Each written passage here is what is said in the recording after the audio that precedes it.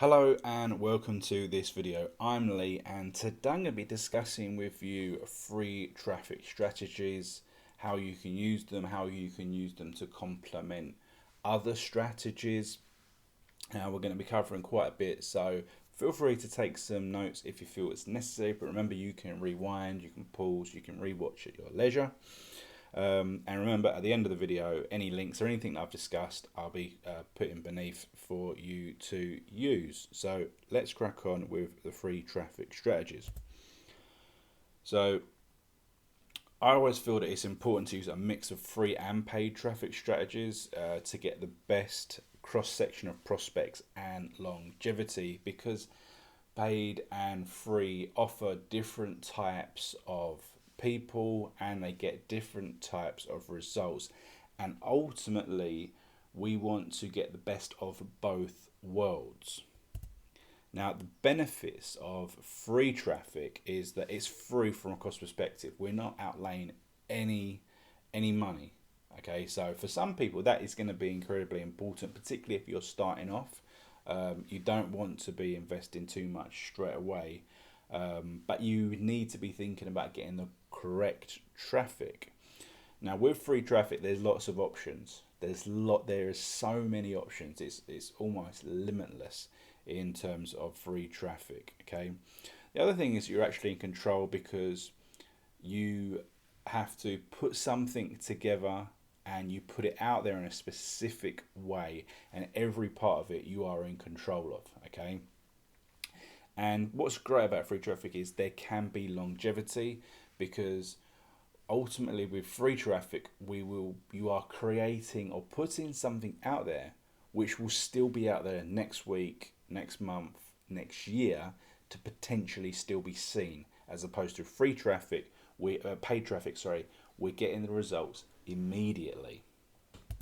Now the disadvantages of free traffic are that it can be time expensive. So as I say, it's free from a cost perspective, but sometimes to put things together it can take time, to do the research, to put things out there, think about the whole strategy. It can be very time consuming to continually update certain things. It can be ineffective without a good strategy. Now if you're just pot shotting and putting things here and there and everywhere and not really having any consistency or any goal, you may achieve zero results. Okay, so there has to be consistency with everything that you're doing. You need to know where you're going and you need to focus on certain things.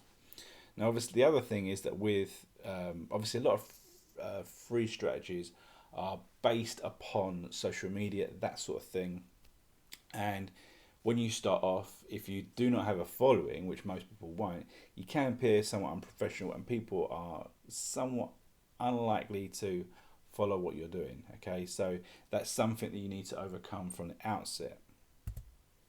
Now, as I said, there's quite a few different types of free traffic, and they fall into a number of categories. And this isn't a definitive list by any means, but you have website traffic. So this can be going to other people's websites, replying to comments, leaving comments where you're trying to drive people back to your web property, and this can be on a whole range of types of sites, not just other people's blogs, other people's websites.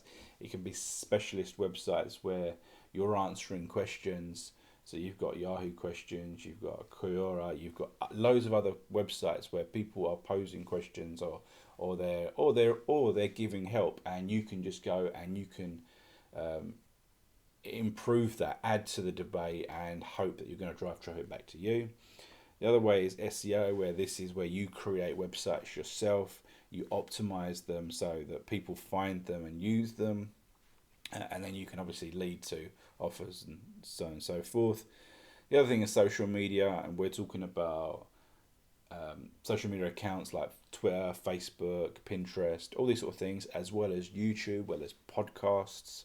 So it's creating small amounts of content on a regular basis and creating a following where people like and trust you, and then you can promote offers and so on and so forth. The other thing is collaborations, where you go and you have to try and find people that probably already have a following, have already had some success, and hope to collaborate with them on some certain aspect, whether or not that is providing content for them and hoping that they're going to reward you by giving you shout outs, or putting products together as a collaboration with the two of you, and then you get the opportunity to drive traffic to your own specific properties. So there's a lot of different strategies there that you can adopt. Now, just going to quickly go on to two social media platforms just in slightly more detail.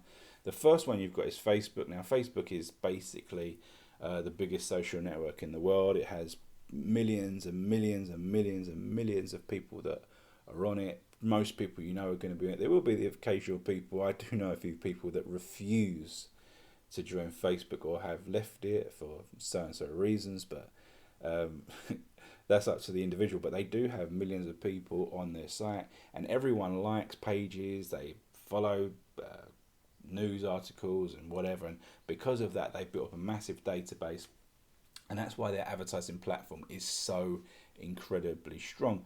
But there are ways that we can do things. Now, we can post in groups. Now, in Facebook, there's so many groups. Pretty much any topic you can think of, you can find a group where people are in there and they're discussing certain subjects. You can join these groups and you can add value. And over time, you can drive people to your own websites, drive people to your own offers. But you've got to add value, because if you just go in and start spamming and putting offers, people can be like, well, I've got no interest, this guy is useless, and you probably get kicked out of the group ultimately. Alternatively, you can create your own fan pages on a specific subject, and you can look to interacting with other fan pages, trying to build up your own profile, and obviously then you've got a targeted audience yourself. One of the tactics that we've used to some success is that when you do have a group or a fan page and you post updates and photos and all that sort of stuff, when someone posts a comment, reply to them on a direct message. Don't always reply to them within the feed. Send them a message. They were interested enough to leave a comment. Send them a direct message to them and try and get them on board to whatever you've got to say. Okay. Alternative, you've got Instagram, which is obviously massively popular. This is a social network which is all about photographs, and people love it. It's incredibly powerful.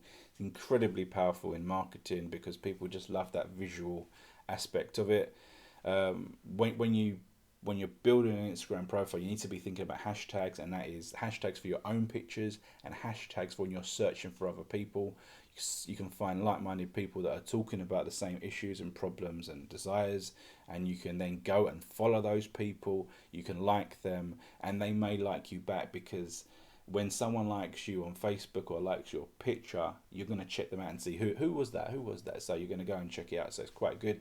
And one of the little tactics we have is that we can set up auto direct messages. Now, this is it's not set up within Instagram. You need to sign up for it. There are free services that you can find and adopt, and basically when someone follows you, you can send them a direct message and say something like, hey, thanks for following me, I really appreciate it, blah blah blah, if you need help with whatever, check out this website. So it's another way of hitting them with a secondary way of getting them to your landing page. Also, obviously, make sure that your profile is optimized, make sure it has a call to action, make sure that it's all nice, it's clear, and it has the link that you want people to look at. Okay, so that's basically a brief talk about free traffic that you can start getting involved with.